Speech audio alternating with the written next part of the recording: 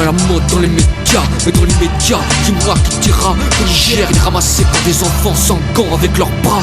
La presse n'est qu'une petite casse, il faut qu'elle se débarrasse des rapaces qui asservissent le presse, substituant celle-ci à son subtil sacerdoce. Revenir à ses fondamentaux et arrêter d'abrutir les femmes, les hommes, les gosses.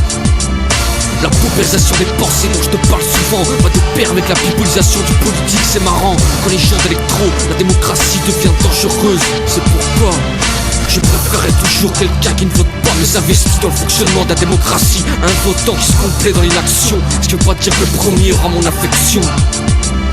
C'est fatigant d'être vigilant, mais c'est nécessaire sans être suffisant. La démocratie n'existe pas dans le repos, elle ne peut fonctionner si les contre-pouvoirs ne font pas leur boulot. Le peuple en est un, la presse en est un autre. Pour les banas, comme Norbert et Samori. Être citoyen c'était pas un papier dans une boîte en bois, en verre ou en plexi.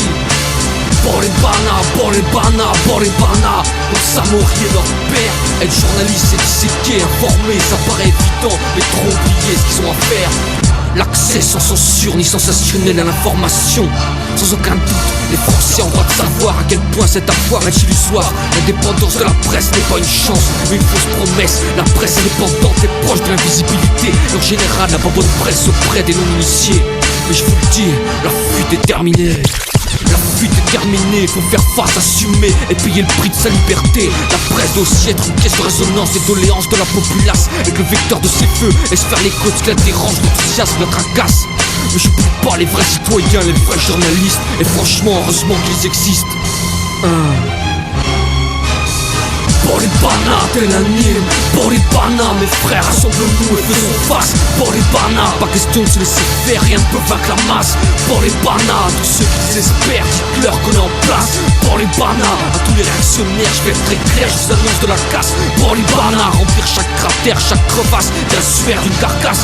Pour les banas, hurlez-le mes frères, c'est un mot de passe. Pour les banas, c'est pour tous ceux dans la galère qui me surpassent. Nanara, Ansara. Pour les banas, les cimetières se tracent. Pour les banas, on restera solitaire, on tiendra de se bradera pour des gaz. Pour les banas, rien à faire, on cédera pas face aux menaces. Pour les banas, considérez-moi en congénère, même si je suis pas dans votre mélasse.